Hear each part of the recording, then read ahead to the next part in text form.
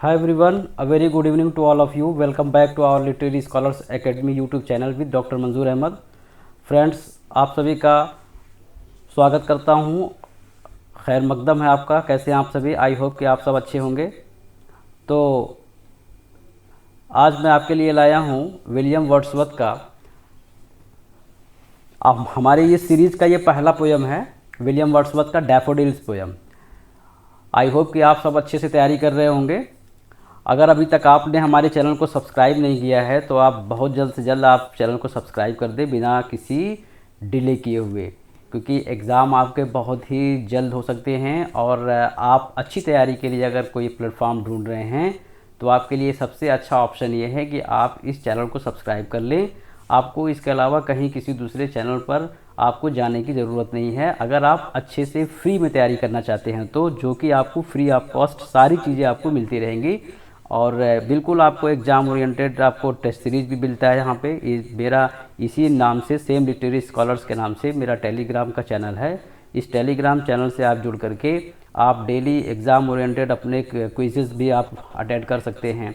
PDF notes आपको provide कराते हैं, बुक्स आपको मिलते हैं फ्री ऑफ कॉस्ट. और इसके अलावा आपको यूट्यूब की क्लासेस भी आपको मिल रही हैं, जैसा कि आप देख रहे हैं. तो चलें फ्रेंड्स, बिना किसी डिले किए हुए हम क्लास को शुरू करते हैं.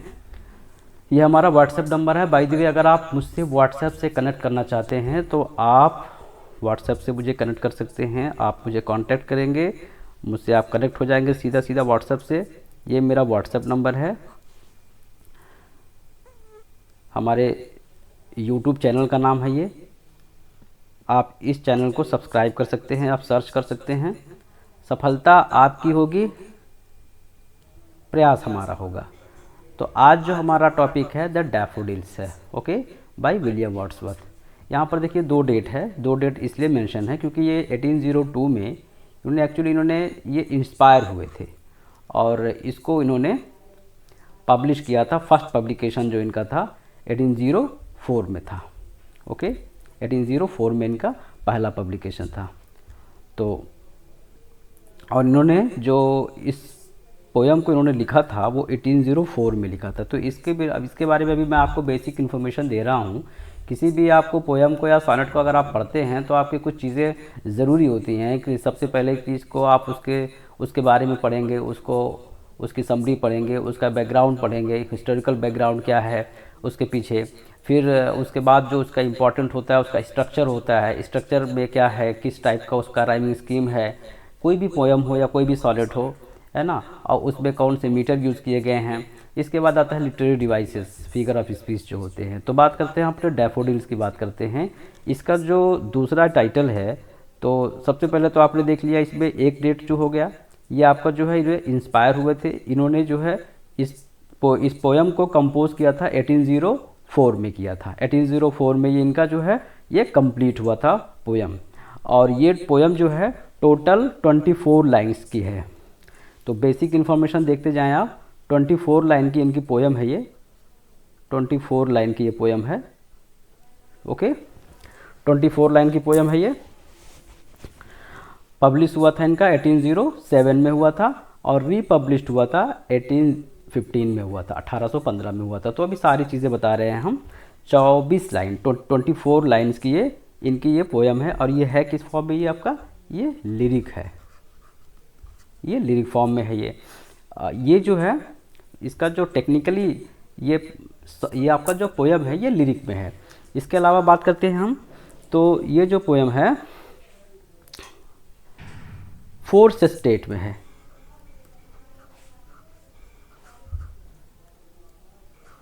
4 सेस्टेट में है ये. 4 सेस्टेट. सेस्टेट क्या होता है भाई? सेस्टेट जो हमारा होता है वो 6 लाइन का स्टैंजा होता है ना. ये जो होता है स्टैंजा जो होता है, स्टैंजा ऑफ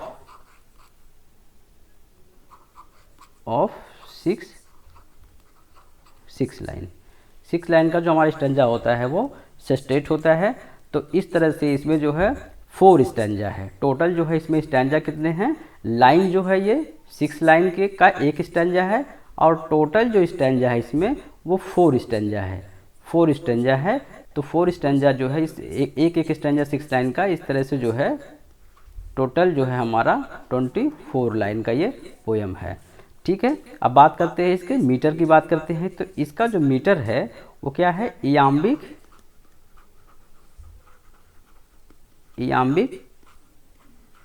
टेट्रामीटर। इयाम्बिक टेट्रामीटर में है ये जो हमारा पोयम है किसमें है, इयाम्बिक टेट्रामीटर में है। और इसके अलावा बात करते हैं इसके सेकेंड टाइटल की बात करते हैं। चलिए, ये जो भी चीज़ें आपको पॉइंट बताई जाती हैं आप सब लोग इसे नोट करते जाएंगे। जब अगर आप किसी भी मेरी क्लास को देख रहे हैं तो सबसे पहले आपको कॉपी और पेन लेके बैठना है। अगर आप टाइम आप लेके तब इस क्लास को देखा करें, स्किप मत करिए इसको। किसी भी जब आप मेरी क्लास को देखते हैं तो आप स्किप ना करें, आप कॉपी पेन लेके बैठे और देखते रहें, इसको नोट करते रहें। बात करते हैं इसके हम टाइटल की बात करते हैं, यानी इसका जो दूसरा नेम है किस नाम से जाना जाता है। तो जिसका पहला लाइन है I wandered lonely as a cloud, ये जो है इसका इस पोयम का दूसरा नेम है। डैफोडिल्स का दूसरा नेम है I wandered lonely as a cloud. Okay, और एंड अब इसके बात करते हैं हम। ये जो है राइमिंग स्कीम इसकी देखते हैं। तो इसका राइमिंग स्कीम है ए बी ए बी, इसकी राइमिंग स्कीम आप देखते जाएं, A B and C C, A B and C C, ये इसकी राइमिंग स्कीम होगी। ओके, अब बात करते हैं, देखिए टेट्रामीटर क्या होता है। तो टेट्रामीटर जो होता है ये इसमें चूंकि ये 4 बीट होते हैं और इसमें होता क्या है, एक अनस्ट्रेस्ड होता है,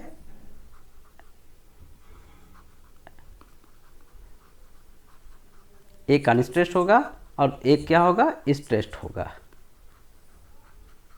ये जो सिलेबल होता है ना, एक अनस्ट्रेस्ड होता है और एक हमारा स्ट्रेस्ड होता है, और इस दोनों को मिला करके क्या हमारा बनता है, ये हमारा जो होता है ये टेट्रामीटर बनता है, इयाम्बिक टेट्रामीटर बनता है। क्लियर। तो अब बात करते हैं इसके हम थीम की बात करते हैं। चलिए थीम देखते हैं, फिर इसमें कौन कौन से टोन यूज किए गए हैं और इसमें कौन कौन से इमेजेस यूज किए गए हैं, ये सारी चीज़ें देखते रहेंगे हम। नेक्स्ट देखते हैं,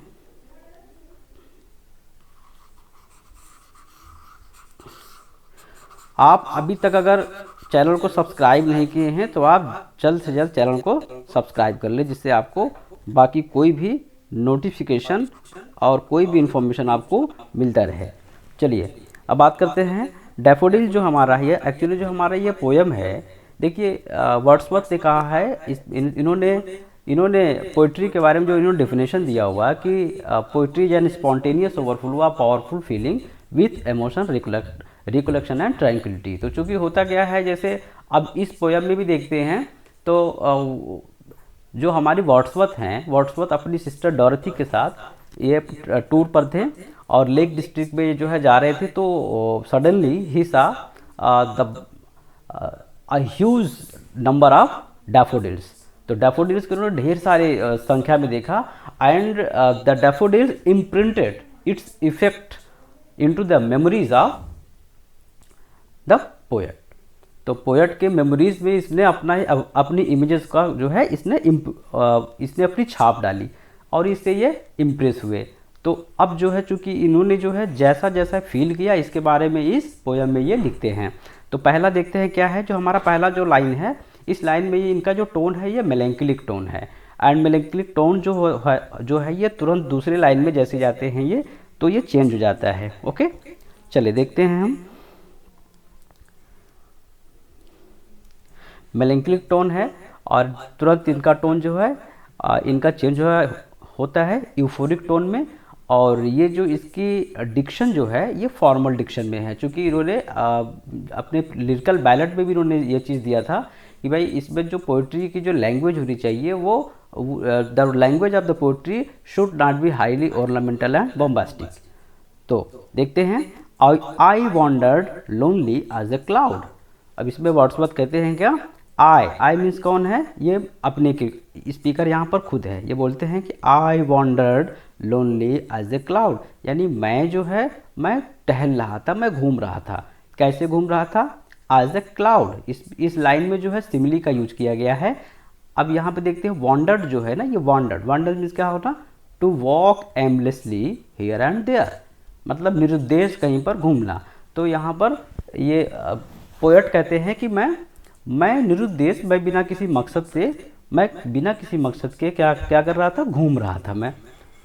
that floats on high over vales and hills, कहाँ पर घूम रहे थे, दैट फ्लोट्स, और मैं ऐसे टहल रहा था, मतलब मैं ऐसे भटक रहा था, कोई उद्देश्य नहीं था ज़िंदगी में, इनके जीवन में कोई उद्देश्य नहीं था। ये बादल के एक टुकड़े की तरह बिल्कुल आवारा, यानी कि निरुद्देश, बिना किसी मकसद के ये घूम रहे थे। दैट फ्लोट्स मीन्स क्या होता है ना, बहना, है ना, जो बहता रहता है, जो फ्लो करता रहता है ना, जैसे बादल का टुकड़ा स्थिर नहीं होता है, वो हमेशा उमड़ता रहता है। तो इसी तरह से इनके जीवन में कोई मकसद नहीं था, और ये क्या थे, ये बिल्कुल ऐसे निरुद्देश घूमते रहते। That floats on high over vales and hills, कहाँ पर, जैसे जिस तरह से बादल का टुकड़ा हमेशा चलता रहता है, उसी तरह से ये कहाँ पर, ओवर वेल्स एंड हिल्स पर, यानी कहाँ है, घाटियों पर और चोटियों पर, यानी कि पहाड़ों पर और घाटियों पर क्या कर रहे थे, ये वर्ड्सवर्थ हैं, ये बादल के टुकड़े की तरह ये भी वहाँ पर विचरण कर रहे थे, घूम रहे थे, टहल रहे थे। तभी सडनली, तभी क्या होता है, यहाँ पर मेलेंक्लिक टोन है। अब ये मेलेंक्लिक टोन जो होगा क्या हो जाएगा, यूफोरिक टोन में चेंज हो जाएगा। यूफोरिक टोन क्या होता है, जो बहुत ही इंथुसियास्टिक टोन होती है ना, जिसका डेवलपमेंट जो होता है कैसा होता है, बहुत ही, जिसमें इंथुजियाज्म होता है, ज़ील होता है जिसमें। तो व्हेन ऑल एट वंस, तभी जो है अचानक से क्या हुआ, ऑल एट वंस मीन्स क्या होता है, सडनली, अचानक से। आई सॉ अ क्राउड, तभी अचानक से मैंने क्या देखा, अ crowd, a host of golden daffodils, ठीक है। तभी मैंने क्या देखा, अचानक से मैंने जो है, आई सॉ अ क्राउड मीन्स क्या होता है, यहाँ पर समूह है ना, a huge number of, a host, यहाँ पर होस्ट क्या है, काउंटलेस, अ होस्ट मीन्स क्या है यहाँ पर, काउंटलेस। तभी मैंने ढेर सारे गोल्डन डैफोडिल्स यानी सुनहरे डैफोडिल्स के मैंने फूलों को देखा, बहुत सारे असंख्य मैंने जो है डैफोडिल्स का मतलब क्या होता है, ये जो डैफोडिल्स फूल है एक्चुअली इसे नरगिस कहते हैं, ठीक है। तो तभी मैंने नरगिस एक जो ब्यूटीफुल फ्लावर होती है ना, जो येलो कलर की होती है, येलोइश होती है एंड वाइट होती है ना, तो उसमें सफ़ेद और पीले कलर का वो फूल होता है। तभी मैंने बहुत ढेर सारे असंख्य संख्या में मैंने सुनहरी नरगिस के फूलों को देखा, उनके ढेर सारी संख्या को देखा, यानी असंख्य संख्या में मैंने नरगिस के फूलों को देखा। एक्चुअली देखिए, इसमें कुछ चीज़ें मैं आपको बता दूं, जब ये पोयम इन्होंने पब्लिश किया था 1807 में, तो इसके बाद इन्होंने जो है, जो इनका पोयम ये पब्लिश हुआ था, तो एक्चुअली ये जो इनका पोयम था, इन्होंने दोबारा इस पोयम को फिर से पब्लिश किया था 1815 में, 1815 में, ठीक है। और ये जो 1807 में जो इनका पोएम पब्लिश हुआ था, पोएम इन 2 वॉल्यूम्स, है ना, पोएम इन 2 वॉल्यूम्स में ही इनका पोएम ये पब्लिश हुआ था। 1815 में जब ये पब्लिश हुआ तो इसमें कुछ चीज़ें इन्होंने चेंज कर दी, जैसे कि क्या है, यहाँ पर ये जो गोल्डन है, आप देखते हैं यहाँ पर ये डांसिंग जो है, गोल्डन और डांसिंग, ठीक है ना, यानी कि डांसिंग की जगह पे इन्होंने क्या कर दिया, गोल्डन कर दिया था। पहले यहाँ पर 1815 के पहले यहाँ पर गोल्डन ना था, क्या था, यहाँ पर डांसिंग था, ठीक है ना। तो यहाँ पर कुछ वर्ड इन्होंने चेंज कर दिया, जैसे एक डांसिंग की जगह पे गोल्डन कर दिया, अलॉन्ग की जगह पे बिसाइड कर दिया यहाँ पर, ठीक है। और इसके अलावा जो है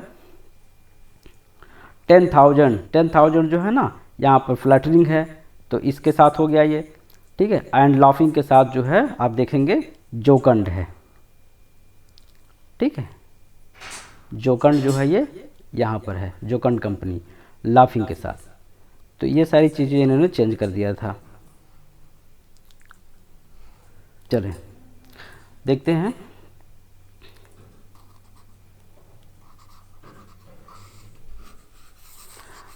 अ होस्ट ऑफ गोल्डन डैफोडिल्स, तभी मैंने क्या देखा, मैंने अ होस्ट असंख्य संख्या में ऑफ गोल्डन डैफोडिल्स सुनहरे नरगिस के फूलों को देखा। बिसाइड द लेक, कहाँ देखा, बिसाइड द लेक, यानी मैंने उन्हें झील के किनारे देखा। बीनीथ द ट्री, और कहाँ देखा, बीनीथ द ट्री यानी पेड़ के नीचे देखा, यानी पेड़ों के नीचे देखा, पेड़ों के समूह को, पेड़ों के झुरमुट के नीचे मैंने देखा किसको, डैफोडिल्स या नरगिस के फूलों को देखा, जो क्या कर रहे थे, फ्लटरिंग कर रहे थे, fluttering and dancing in the breeze. Breeze means क्या होता है ना, जो मॉर्निंग की जो हवा होती है, यानी सुबह की शीतल सुगंधित हवा, जिसे उर्दू में कहते हैं सबा, है ना, इसे कहते हैं सबा। तो जो सुबह की जो ठंडी हवा होती है उसे कहते हैं ब्रीज, ठीक है। तो फिर कह रहे हैं क्या, beside the lake beneath the tree. और मैंने इन नरगिस के फूलों को कहाँ पे देखा, ये लेक, झील के किनारे देखा, और पेड़ों की जो है मैंने नीचे देखा, जो कि फ्लटरिंग कर रहे थे, यानी कि क्या कर रहे थे, वो फड़फड़ा रहे थे। And dancing in the bridge, यानी कि जो सुबह की शीतल सुगंधित हवा में, सुबह की ठंडी हवा में वो क्या कर रहे थे, वो जो नरगिस के फूल थे वो फड़फड़ा रहे थे और नृत्य कर रहे थे, रक्ष कर रहे थे, वो नाच रहे थे। अब यहाँ आपने देखा, पहले लाइन में आपने देखा सिमिली का यूज किया गया है, पहले लाइन नंबर 1 में, और लाइन नंबर 2 में जो है वहाँ पर सिमिली का यूज किया गया है, ओके। एंड इसके बाद देखते हैं, आप इस स्टैंजा में देखते हैं, यहाँ पर क्राउड का भी सीन दिया गया है। क्राउड है, crowd a host of, when all at once I saw a crowd a host of golden daffodils. तो इस लाइन में जो है इंजैम्पमेंट का यूज किया गया है। Beside the lake beneath the trees, यहाँ भी आपका जो है इंजैम्पमेंट का यूज किया गया है, और इसके अलावा इसमें पर्सोनिफिकेशन का भी यूज किया गया है, ओके। आई होप कि आप अच्छे से समझ रहे होंगे और नोट्स बना रहे होंगे अपने, ओके। नेक्स्ट देखते हैं, continuous as the stars that shine. तभी देखते हैं क्या, कंटिन्यूअस यानी जो लगातार हो, जो निरंतर हो, as the stars that shine, ठीक उसी तरह से ये जो है उसी तरह से ये स्माइल कर रहे थे, ये उसी तरह से डांस कर रहे थे, ये उसी तरह से खुश थे, जैसे कि continuous as the stars that shine and twinkle on the milky way, है ना, बिल्कुल उसी तरह से जैसे कि तारे होते हैं आकाश में, जिस तरह से आकाश में तारे होते हैं जो लगातार चमकते रहते हैं, है ना। तारे जो होते हैं भाई क्यों चमकते हैं, due to fog, due to dust, है ना, वो एक जो है अलग उसका रीजन है। सितारे चमकते रहते हैं, हम दूर से देखते हैं तो हमें वो ट्विंकलिंग टाइप के दिखते हैं, वो हमें महसूस होते हैं कि वो चमक रहे होते हैं। तो जिस तरह से आसमान में, जिस तरह से आकाश में, जिस तरह से यहाँ पर मिल्की वे मतलब क्या होता है, आकाश गंगा, है ना, आकाश गंगा कहकशाएँ। तो जिस तरह से सितारे आसमान में कहकशाओं में जो है क्या करते हैं, चमकते हैं, ठीक उसी तरह से ये नरगिस के फूल यानी ये जो डैफोडिल्स है वो बिल्कुल हमेशा ट्विंकलिंग करते रहते हैं, यानी कि वो टिमटिमाते रहते हैं, यानी कि वो हंसते और मुस्कुराते रहते हैं। तो दे स्ट्रेच्ड मीन्स क्या होता है, फैला देना, इन नेवर एंडिंग लाइन, और वो इस तरह से फैले हुए हैं जो जैसे क्या है, नेवर एंडिंग लाइन, जहाँ जो कभी खत्म ना हो, यानी इनका कोई, है ना, इख्तिताम ना हो, जो कभी समाप्त ना हो। देखने में ऐसा लगता है जैसे इनकी कोई लिमिट ना हो, ओके। ये इस तरह से फैले हुए हैं, ये जो हैं इस तरह से फैले हुए हैं नरगिस के फूल, डैफोडिल्स इस तरह से फैले हुए हैं, ऐसा लगता है कि इनकी कोई सीमा नहीं है, ये कभी समाप्त नहीं होंगे, सुदूर तक ये जो है दिखाई देते हैं। कैसे दिखाई देते हैं, अलोंग द मार्जिन ऑफ बे। अब यहाँ देखते हैं अलोंग, ये सब जो मैंने आपको इस पे ये जो मैंने लाइन किया हुआ है, लाइन ड्रा किया हुआ है, ये मैंने आपको बताया था कि जो 1815 में जब ये रीपब्लिश्ड हुआ था तो उसमें इन्होंने कुछ चेंजिंग की थी, ठीक है, कुछ वर्ड को जो है एक दूसरे से को रिलेट किया था, ठीक है। Along the margin of bay, ठीक, along the margin, margin means क्या होता है ना, साइड, किनारा, है ना। Along the margin of the bay 10,000 saw I at a glance, बहुत इंपॉर्टेंट ये लाइन है, ये लाइन कई बार एग्जाम में पूछा गया TGT PGT में। along the margin of a bay और 10,000 saw I at a glance। अब यहाँ पर हाइपरबोल का यूज किया गया है कि मैंने एक ही नज़र में, एक ही बार में, at a glance मतलब होता है ना एक ही नज़र में, एक ही दृश्य, है ना, एक ही दृश्य में, एक ही बार में मैंने, एक ही नज़र में मैंने क्या देखा, कितने 10,000 10,000 मैंने जो है डैफोडिल को देखा, कहाँ पर, ये जो है बे मीन्स होता है खाड़ी, खाड़ी के किनारे, यानी खाड़ी के किनारे साइड में मैंने अचानक एक ही बार में मैंने लगभग 10,000 डैफोडिल के फूलों को देखा, जो क्या कर रहे थे, टोजिंग करना। टोजिंग करना क्या मतलब क्या होता है, जो उछलते हुए, है ना, उछलते हुए या उछालते हुए। यानी कि जैसे आप देखते होंगे कि कोई फूल होता है, कोई भी फूल हो, तो जैसे जब वो हिलता है, जब वेव करता है, तो ऐसा लगता है कि उसके ऊपर का जो हिस्सा होता है, जैसे कोई फ्लावर है और फ्लावर का जो ऊपर का हिस्सा होगा वो जैसे लगता है कि ये कोई फ्लावर है ना, और ये इसका ऊपर का हिस्सा है ना, और कोई झुरमुट के पीछे छुपा हुआ है, तो ये जो उसका ऊपर का हिस्सा है, जब ये वेव करता है तो जैसे लगता है कि ये अपना सिर उठा उठा के देख रहा हो, तो इसी पोजीशन को कहते हैं टोजिंग। ठीक है ना, tossing their heads in sprightly dance, है ना। स्प्राइटली मीन्स क्या होता है, खुशी से, है ना, delight, bill full of delight.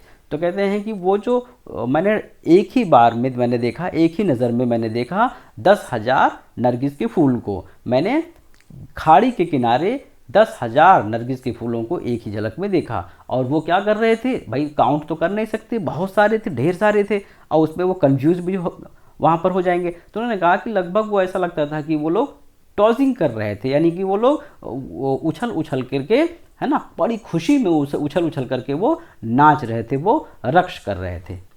Clear. Next देखते हैं द वेव्स। अब क्या है, the waves beside them danced but they outdid the sparkling waves in glee. अब इनको देख करके, चूंकि ये यहाँ पर इमेज जो बनाया जा रहा है वो नदी का भी इमेज बनाया जा रहा है यहाँ पर, है ना, झील की इमेज है, वहाँ पर खाड़ी का इमेज है। तो ये कह रहे हैं कि जब ये नृत्य कर रहे थे खाड़ी के झील के किनारे, तो द वेव्स यानी जो झील में जो पानी था, जहाँ पर नदी थी, जहाँ पर पानी बह रहा था, जैसे आप देखते होंगे कि कभी नदी या तालाब में आप देखें तो जब वहाँ पर बिल्कुल मैदान हो और नदी तालाब हो, और जब हवाएं धीरे धीरे धीरे बहती हैं, तो ऐसे लगता है कि उनकी जो लहरें होती है वो हिलती रहती हैं, है ना, पानी की जो लहरें होती हैं वो हिलती रहती हैं। तो सेम वही कंडीशन है कि इनको देख करके क्या हो रहे थे, इनको देख करके, इनकी खुशी को देख करके ये जो वेव्स थे, है ना, जो लहरें थे, ये जो लहरें थे, बिसाइड्स देम डांस्ड, है ना, इनके किनारे, यानी ये जो डैफोडिल के किनारे जो वेव थे, यानी जो नदियों में जो या फिर जो जल धाराओं के जो वेव थे, जो लहरें थे, वो भी लगता था कि वो भी नृत्य कर रहे हैं, वो भी रक्स कर रहे हैं, वो भी नाच रहे हों। बट दे आउटडिड, दे कौन है यहाँ पर, इनके लिए कह रहा है, यहाँ डैफोडिल के लिए कह रहा है, ठीक है ना, ये डैफोडिल। बट दे आउटडिड का मतलब क्या है ना, पीछे कर देना, यानी जैसे लगता था कि कोई कंपटीशन चल रहा हो, इन्होंने इसे पीछे कर दिया, है ना, पीछे छोड़ दिया, इन्हें ढकेल दिया। But they outdid the sparkling waves in glee, है ना, मतलब खुशी में ऐसा लगता था कि, लेकिन खुशी की जब बात कर रहे हैं, खुशी की तुलना कर रहे हैं, एक तरफ डैफोडिल की खुशी और एक तरफ वेव की खुशी। वेव भी क्यों यहाँ पर क्या डांस कर रहा था, क्योंकि वो भी खुश था, उसकी खुशी को, डैफोडिल की खुशी को देख करके वेव इतना खुश था कि वो भी जैसे लगता था कि वो रक्स कर रहा हो, जैसे वो नाच रहा हो। लेकिन जो डैफोडिल का जो नृत्य था, जो इसकी खुशी थी, वो इसकी खुशी को कई गुना इससे ज़्यादा थी, और इसने, डैफोडिल की खुशी ने इस वेव की खुशी को पीछे ढकेल दिया, इसकी चमक को, इसकी खुशी को इसने पीछे ढकेल दिया। फिर आगे नेक्स्ट बात करते हैं। अब यहाँ भी देखें आप, पर्सोनिफिकेशन यहाँ भी यूज किया गया है। एक्चुअली इसमें कई सारे लिटरेरी डिवाइस यूज किया गया है, भी आपको बता देते हैं। A poet could not but be gay in such a jocund company. अब आगे बताते हैं, पोएट कहते हैं, वर्ड्सवर्थ कहते हैं कि जब इस कंडीशन में कोई भी होगा, इस सिचुएशन में कोई भी पोएट होगा भला, तो क्या होगा, अ पोएट, एक कोई भी पोएट जो होगा, कुड नॉट बी गे, मतलब गे मीन्स यहाँ पर है ना खुश होना, है ना, हैप्पी होना, चीयरफुल होना। कोई भी पोएट जो होगा वो could not but be gay, मतलब खुश तो होगा, वो खुश होने के सिवा ऐसा देख करके वो कुछ हो ही नहीं सकता। इन such a jocund company, जगंट company मतलब ऐसी खुशनुमा जो संगति होगी, ऐसी जो खुशी वाली संगति होगी, संगत यानी कि जो कंपनी होगी, है ना, जो खुशमिजाज जो संगत होगी इस तरह की, ऐसे खुशनुमा माहौल में कोई भी पोएट अपने को खुश होने से रोक नहीं सकता। तो इसलिए मैं भी क्या, देखो यहाँ पर आपने देखा साइन अप, यहाँ पर साइन कौन सा यूज किया गया है, बिल्कुल सरप्राइज, वंडर होकर के, बिल्कुल हैरान होकर के इस बात को कहते हैं। और इसीलिए आई गेज्ड, मैं घूरता रहा, आई गेज्ड, मैं देखता रहा, बट लिटिल थॉट, लेकिन मैं घूरता रहा, मैं उसे देखता रहा, मैं टकटकी लगा के देखता रहा और बस कुछ न कर सका सिवाय थोड़े पल के लिए मैंने सोचा। मतलब मैंने सोचा थोड़े पल के लिए, बाकी तो मैं घूरता ही रहा। मेरा पूरा काम क्या था, उसको फोकस करना, मेरा फोकस उसी पर था, मैं उसे देखता रहा, लेकिन केवल थोड़े पल के लिए मैं उसे सोचा, यानी उसके बारे में सोचा। ठीक है, फिर क्या कहता है, what wealth the show to me had brought, what wealth the show to me had brought, मतलब कितनी खुशी मुझे उससे महसूस हुई, मुझे कितनी दौलत मिल गई, यानी खुशियों की कितनी दौलत मुझे मिल गई। ऐसा देख करके मैं इतना प्रसन्न हो गया, जैसे लगता था कि मुझे दुनिया की दौलत मिल गई, बेशुमार दौलत मिल गई। फॉर ऑफ्ट, ये लाइन भी बहुत इंपॉर्टेंट है, ये आपके एग्जाम में कई बार पूछे गए हैं। फॉर ऑफ्ट, ऑफ्ट मीन्स होता है ऑफन, प्रायः, जिसे कहते हैं अक्सर। फॉर ऑफ्ट, अक्सर, when on my couch I lie, ये जो एक्चुअली ये जो लाइन है, ये लाइन इनके किसी भी पोयम का यही मेन जो है ना, किसी भी पोयम को ये जो है क्या करता है, ये इंडिकेट करता है कि पोयम जो होती है ना वो स्पॉन्टेनियस होती है। जब आप इनका टिंटन एबे पढ़ेंगे तो वहाँ भी इसी टाइप का कुछ जो है मूड दिखाया गया है। इनका कहने का मतलब ये होता है वर्ड्सवर्थ का कि कब पोइट्री जो होती है ना वो अचानक से आती है, और वो ज़्यादातर कब आती है, जब आप जो है किसमें होते हैं, मनन करते हैं, जब आप एकाग्र अवस्था में होते हैं, आप एकाग्रचित होते हैं, एकांत होते हैं, है ना, और कंसंट्रेट करते हैं किसी चीज़ को, कुछ सोचते हैं, कुछ मेडिटेट करते हैं, तब पोइट्री है ना खुद से जो है वो निकल के आने लगती है, आपके थॉट से आने लगती है। For oft when on my couch, couch means क्या है यहाँ पर, है ना, जो इस तरह से कहेंगे कि एक तरह से सोफ़ा या इस तरह से चेयर, है ना, जैसे आप फ्रॉक चेयर जो होती है, फ्रॉक चेयर ऐसे होती थी पहले ज़माने में, अभी भी है, होती है कुछ लोगों के ऐसे होती है वो चेयर, आप इस पे जैसे बिल्कुल ऐसे लगेगा, आप बैठेंगे, है ना, बिल्कुल सो जाइए, ऐसे फ्रॉक चेयर होती है। ठीक है, तो for oft when on my couch, couch ये जो है एक तरह से इसी तरफ इंडिकेट करना चाह रहे हैं अपने सोफे, अपने चेयर के लिए, जो नहीं आरामदायक जो कुर्सी है, ठीक है, या आरामदायक कुर्सी इसे कह सकते हैं, आरामदायक सोफ़ा। तो फॉर ऑफ्ट मैंने अक्सर कह रहे हैं, when on my couch I lie, जब कभी भी मैं अपने उस जो है उस है ना उस चेयर पे, उस जो है कंफर्टेबल चेयर पे मैं जब कभी होता हूँ, तो इन वैकेंट यानी कब, खाली समय में, यानी खाली समय में जब भी कभी मैं अपने उस आरामदायक कुर्सी पर बैठता हूँ, यानी जब मेरे पास कोई काम नहीं होता, जब इंसान के पास कोई काम नहीं होता है, तो वो कुछ न किसी अपने पास्ट की मेमोरीज को क्या करता है, वो या उसे याद करता है ना, पास्ट में जो उसी चीज़ें, या तो पास्ट में जाएगा या तो वो फ्यूचर में जाएगा, वो कुछ इमेजिन करेगा या तो अपनी पुरानी बातों को कुछ सोचेगा वो। तो कहता है कि और इसलिए अक्सर जब कभी भी मैं अपने उस चेयर पर, उस आरामदायक कुर्सी पर मैं बैठता हूँ, मैं होता हूँ अपने खाली समय में, तो आर इन पेंसिव मूड, या फिर मैं क्या होता हूँ, या फिर मैं पेंसिव मतलब थोड़ा सा है ना डिजेक्टेड होना, है ना, यहाँ पर लोनली कह सकते हैं, लोनली डिजेक्टेड होता है जब वो चीयरफुल भी होगा भाई, चीयरफुल कभी होगा, कभी वो डिजेक्टेड होगा, यहाँ ये कह रहा पेंसिव मूड में होगा। जब कभी भी वो पेंसिव मूड में होता है और वो खाली होता है और वो क्या होता है अपने उस आरामदायक चेयर पर होता है, तो दे फ्लैश, दे कौन से हैं, वही जो डैफोडिल उसने देखा था उस समय 1802 में जब उसने देखा था अपनी बहन डोरथी के साथ में, तो वही जो मेमोरीज हैं फ्लैश करने लगती है ना, उसको बार बार आने लगती हैं, कौंधने लगती हैं अपान कहाँ पर, दैट इनवर्ड आई, यानी उसके आंतरिक जो है आँखों में, आंतरिक आँखों मतलब उसकी आत्मा, उसकी अंतरात्मा में, यानी उसकी मेमोरीज में, यानी यहाँ पर देखिए, यहाँ पर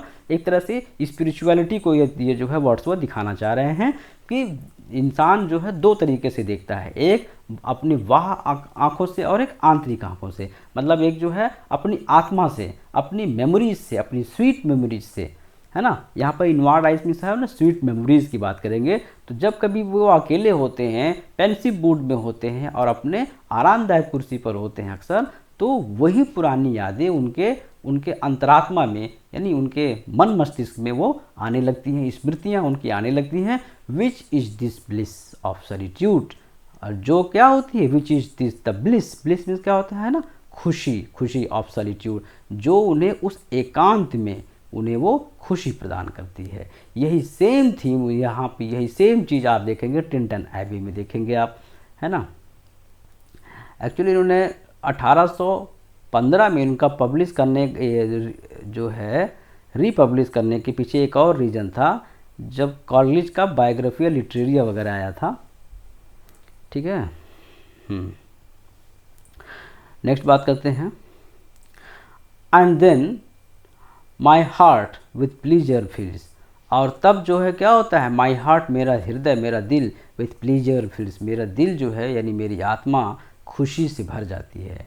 यानी मुझे इतनी खुशी प्रदान करती है जब कभी भी मैं अपने पेंसिव मूड में होता हूँ और अपने आरामदायक कुर्सी पर होता हूँ, तो पुरानी यादें, पुरानी स्मृतियाँ मुझे याद आने लगती हैं मुझे उस तन्हाई में मुझे बहुत ही खुशी देती है।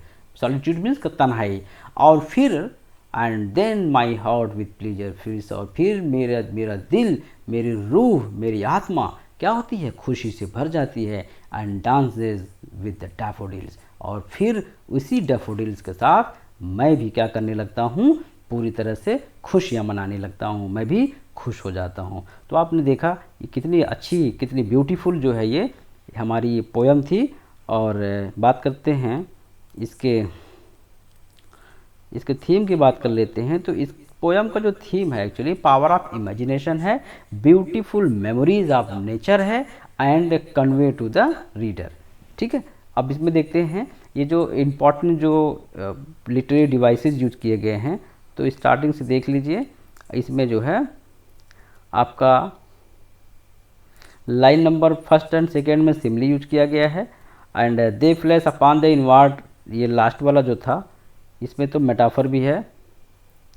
इसके अलावा इंजैममेंट आपका यूज किया गया है लाइन नंबर 3, 5 एंड इसमें 3 में है, या आपके 3 में लाइन नंबर में आपका इंजैममेंट है, या आपके 5th में आपका इंजैममेंट है, एंड 13 में इंजैममेंट था। ठीक है।